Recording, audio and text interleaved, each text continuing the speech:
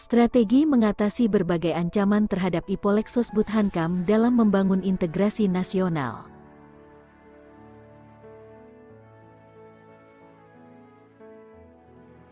Seperti yang diungkapkan pada bagian sebelumnya, bahwa globalisasi telah berpengaruh kepada semua bidang kehidupan, di antaranya dalam bidang politik, ekonomi, sosial budaya, serta pertahanan dan keamanan. Berkaitan dengan hal tersebut, Indonesia sebagai bangsa yang besar harus mempunyai sikap yang tegas terhadap segala pengaruh negatif yang datang dari luar sebagai wujud dari globalisasi. Hal itu penting dilakukan untuk menjalankan strategi pertahanan dalam menghadapi berbagai macam ancaman. Berikut ini dipaparkan strategi yang dilakukan oleh bangsa Indonesia dalam menghadapi berbagai macam ancaman dalam bidang Ipolexos-Buthankam.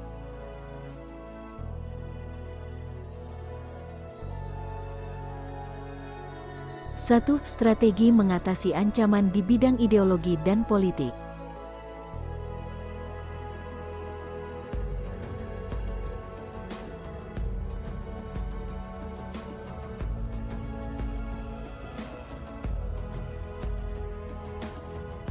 Ada 4 hal yang selalu dikedepankan oleh globalisasi dalam bidang ideologi dan politik, yaitu demokratisasi, kebebasan, keterbukaan, dan hak asasi manusia.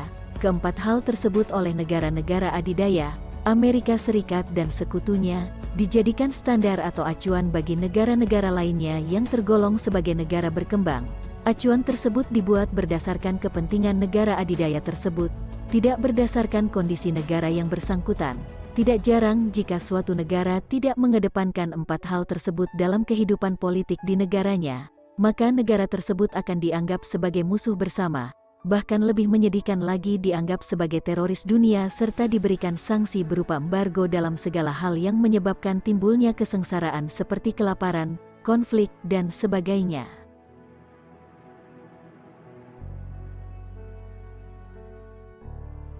Sebagai contoh, Indonesia pernah diembargo dalam bidang ekonomi oleh Amerika Serikat, yaitu tidak memberikan suku cadang pesawat F-16 dan bantuan militer lainnya. Karena pada waktu itu Indonesia dituduh tidak demokratis dan melanggar hak asasi manusia, sanksi tersebut hanya diberlakukan kepada negara-negara yang tidak menjadi sekutu Amerika Serikat, sementara sekutunya tetap dibiarkan meskipun melakukan pelanggaran. Misalnya, Israel yang banyak membunuh rakyat Palestina dan menyerang Lebanon tetap direstui tindakannya tersebut oleh Amerika Serikat.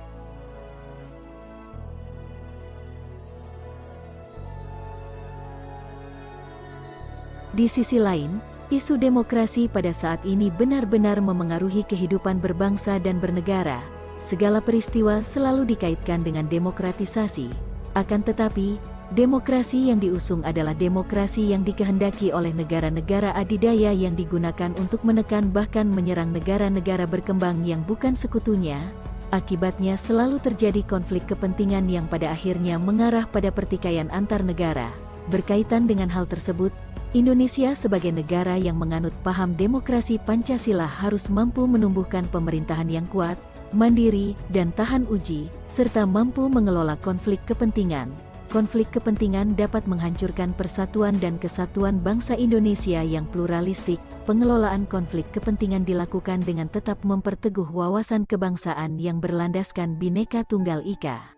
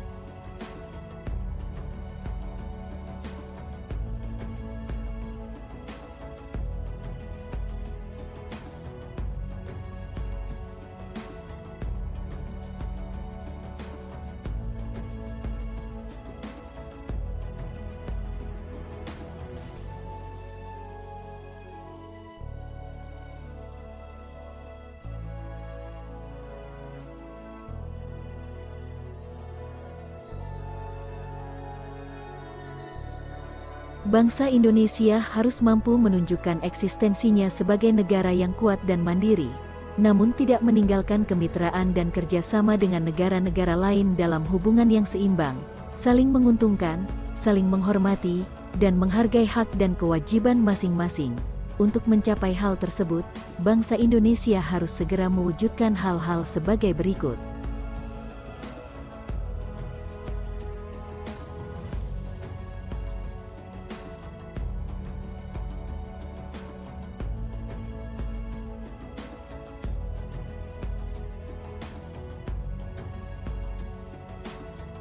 A. Mengembangkan demokrasi politik. B. Mengaktifkan masyarakat sipil dalam arena politik. C. Mengadakan reformasi lembaga-lembaga politik agar menjalankan fungsi dan peranannya secara baik dan benar. D. Memperkuat kepercayaan rakyat dengan cara menegakkan pemerintahan yang bersih dan berwibawa. E. Menegakkan supremasi hukum. F. Memperkuat posisi Indonesia dalam kancah politik internasional.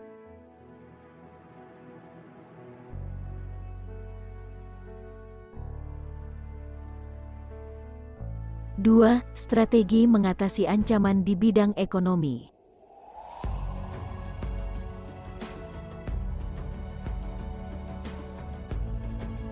Sebenarnya sebelum menyentuh bidang politik, globalisasi lebih dahulu terjadi pada bidang ekonomi. Sejak digulirkannya liberalisasi ekonomi oleh Adam Smith sekitar abad ke-15 telah melahirkan perusahaan-perusahaan multinasional yang melakukan aktivitas perdagangannya ke berbagai negara. Mulai abad 20, paham liberal kembali banyak dianut oleh negara-negara di dunia terutama negara maju. Hal ini membuat globalisasi ekonomi semakin mempercepat perluasan jangkauannya ke semua tingkatan negara mulai negara maju sampai negara berkembang seperti Indonesia.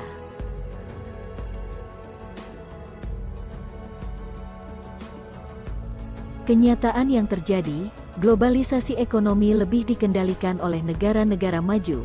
Sementara negara-negara berkembang kurang diberi ruang dan kesempatan untuk memperkuat perekonomiannya, negara-negara berkembang semacam Indonesia lebih sering dijadikan objek yang hanya bertugas melaksanakan keinginan-keinginan negara maju. Keberadaan lembaga-lembaga ekonomi dunia seperti IMF, International Monetary Fund, Bank Dunia, World Bank, dan WTO, World Trade Organization, belum sepenuhnya memihak kepentingan negara-negara berkembang.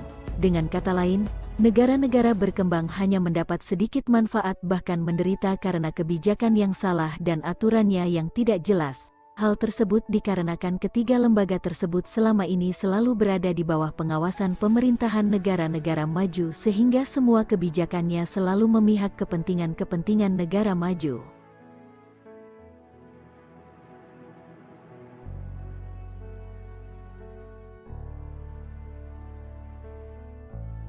Sistem ekonomi kerakyatan merupakan senjata ampuh untuk melumpuhkan ancaman di bidang ekonomi dan memperkuat kemandirian bangsa kita dalam semua hal.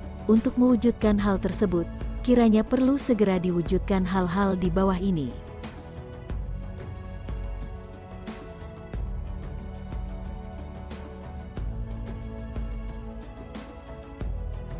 A. Sistem ekonomi dikembangkan untuk memperkuat produksi domestik bagi pasar dalam negeri sehingga dapat memperkuat perekonomian rakyat. B. Pertanian dijadikan prioritas utama. Karena mayoritas penduduk Indonesia bermata pencaharian sebagai petani, industri-industri haruslah menggunakan bahan baku dalam negeri sehingga tidak bergantung impor dari luar negeri.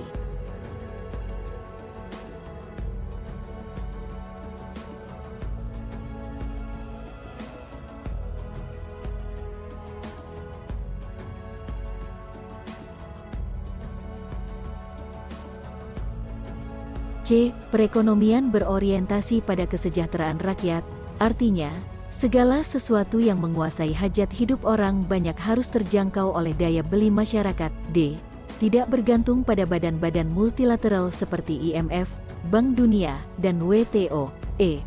Mempererat kerjasama dengan sesama negara berkembang untuk bersama-sama menghadapi kepentingan negara-negara maju.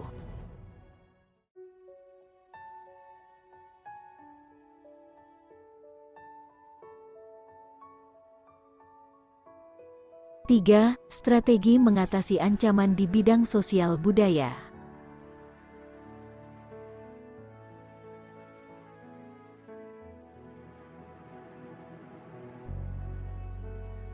Kehidupan sosial budaya di negara-negara berkembang perlu memperhatikan gejala perubahan yang terjadi, terutama mengenai sebab-sebabnya. Banyak faktor yang mungkin menimbulkan perubahan sosial, di antaranya yang memegang peranan penting ialah faktor teknologi dan kebudayaan. Faktor-faktor itu berasal dari dalam maupun dari luar. Biasanya, yang berasal dari luar lebih banyak menimbulkan perubahan. Agar dapat memahami perubahan sosial yang terjadi, perlu dipelajari bagaimana proses perubahan itu terjadi dan bagaimana perubahan itu diterima masyarakat. Pengaruh dari luar yang perlu diperhatikan adalah hal-hal yang tidak menguntungkan serta dapat membahayakan kelangsungan hidup kebudayaan nasional. Bangsa Indonesia harus selalu waspada akan kemungkinan adanya kesengajaan pihak luar untuk memecah kesatuan bangsa dan negara Indonesia. Dalam menghadapi pengaruh dari luar yang dapat membahayakan kelangsungan hidup sosial budaya, bangsa Indonesia berusaha memelihara keseimbangan dan keselarasan fundamental, yaitu keseimbangan antara manusia dengan alam semesta, manusia dengan masyarakat, manusia dengan Tuhan, keseimbangan kemajuan lahir dan kesejahteraan batin. Kesadaran akan perlunya keseimbangan dan keserasian melahirkan toleransi yang tinggi sehingga dapat menjadi bangsa yang berbineka dan bertekad untuk selalu hidup bersatu.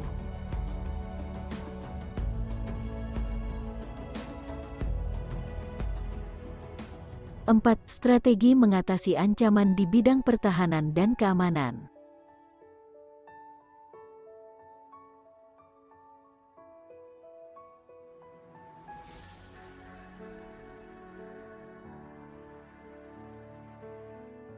Ancaman militer akan sangat berbahaya apabila tidak diatasi. Oleh karena itu, harus diterapkan strategi yang tepat untuk mengatasinya. UUD Negara Republik Indonesia tahun 1945 telah mengatur strategi pertahanan dan keamanan bangsa Indonesia dalam mengatasi ancaman militer tersebut. Pasal 30 ayat 1 sampai 5 UUD Negara Republik Indonesia tahun 1945 menyatakan sebagai berikut.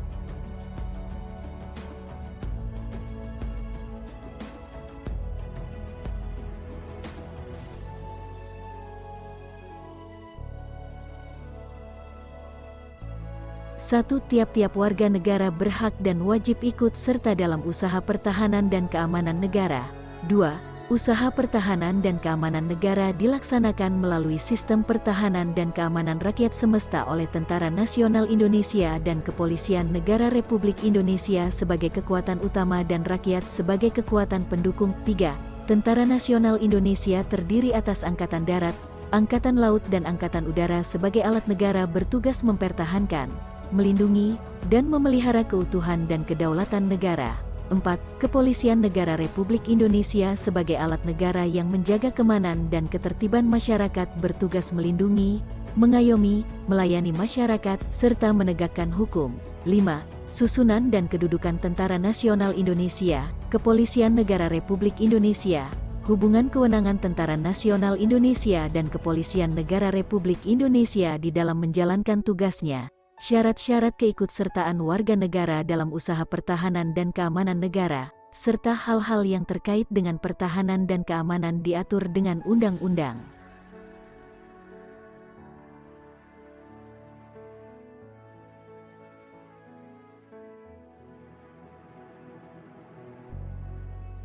Ketentuan di atas menegaskan bahwa usaha pertahanan dan keamanan negara Indonesia merupakan tanggung jawab seluruh warga negara Indonesia. Dengan kata lain, pertahanan dan keamanan negara tidak hanya menjadi tanggung jawab TNI dan Polri saja, tetapi masyarakat sipil juga bertanggung jawab terhadap pertahanan dan keamanan negara. TNI dan Polri manunggal bersama masyarakat sipil dalam menjaga keutuhan negara kesatuan Republik Indonesia.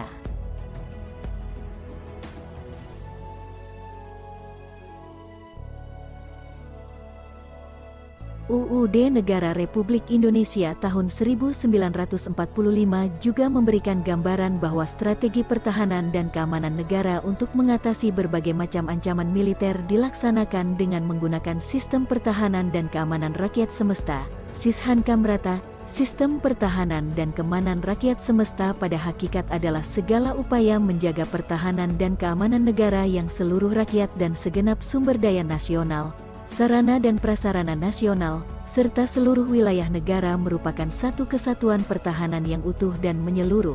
Dengan kata lain, penyelenggaraan Sishankamrata didasarkan pada kesadaran akan hak dan kewajiban seluruh warga negara serta keyakinan akan kekuatan sendiri untuk mempertahankan kelangsungan hidup bangsa dan negara Indonesia yang merdeka, bersatu, berdaulat, adil dan makmur.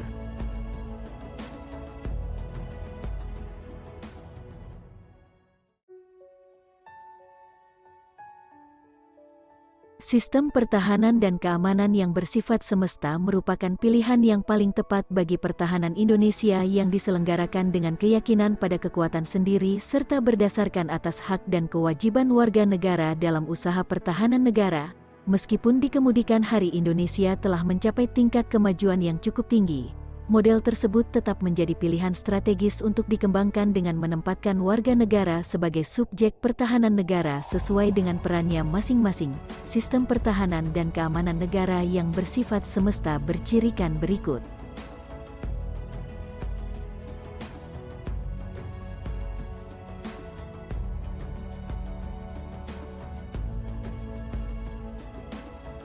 A. Kerakyatan, yaitu orientasi pertahanan dan keamanan negara diabdikan oleh dan untuk kepentingan seluruh rakyat. B. Kesemestaan, yaitu seluruh sumber daya nasional didayagunakan bagi upaya pertahanan. C. Kewilayahan, yaitu gelar kekuatan pertahanan dilaksanakan secara menyebar di seluruh wilayah negara kesatuan Republik Indonesia, sesuai dengan kondisi geografis sebagai negara kepulauan.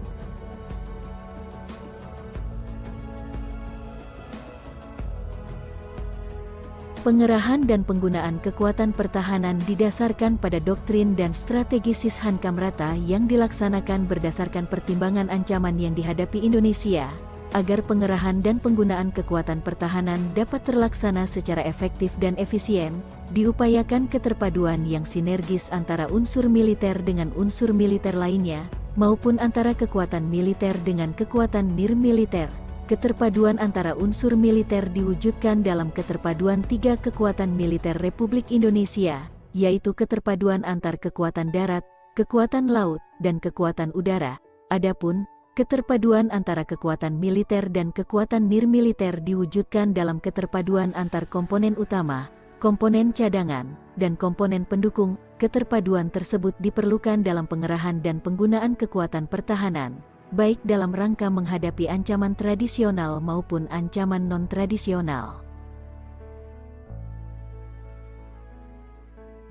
Berdasarkan analisis lingkungan strategi, ancaman militer dari negara lain, ancaman tradisional, yang berupa invasi, adalah kecil kemungkinannya. Namun demikian, kemungkinan ancaman tersebut tidak dapat diabaikan dan harus tetap dipertimbangkan. Ancaman tradisional yang lebih mungkin adalah konflik terbatas yang berkaitan dengan pelanggaran wilayah dan menyangkut masalah perbatasan. Komponen utama disiapkan untuk melaksanakan operasi militer untuk perang. OMP, penggunaan komponen cadangan dilaksanakan sebagai pengganda kekuatan komponen utama bila diperlukan, melalui proses mobilisasi, demobilisasi, kendati kekuatan pertahanan siap dikerahkan untuk melaksanakan OMP. Namun setiap bentuk perselisihan dengan negara lain selalu diupayakan penyelesaiannya melalui jalan damai. Penggunaan kekuatan pertahanan untuk tujuan perang hanya dilaksanakan sebagai jalan terakhir apabila cara-cara damai tidak berhasil. Ancaman non-tradisional adalah ancaman yang dilakukan oleh aktor non-negara terhadap keutuhan wilayah, kedaulatan negara, dan keselamatan bangsa Indonesia. Ancaman non-tradisional merupakan ancaman faktual yang saat ini dihadapi oleh Indonesia. Termasuk dalam ancaman ini adalah gerakan separatis bersenjata, terorisme internasional maupun domestik, aksi radikal, pencurian sumber daya alam, penyelundupan, kejahatan lintas negara, dan berbagai bentuk aksi ilegal lain yang berskala besar. Oleh karenanya kekuatan pertahanan, terutama TNI, juga disiapkan untuk melaksanakan operasi militer selain perang. OMSP, guna menghadapi ancaman non-tradisional. Pengerahan kekuatan TNI untuk OMSP dilaksanakan berdasarkan keputusan politik pemerintah.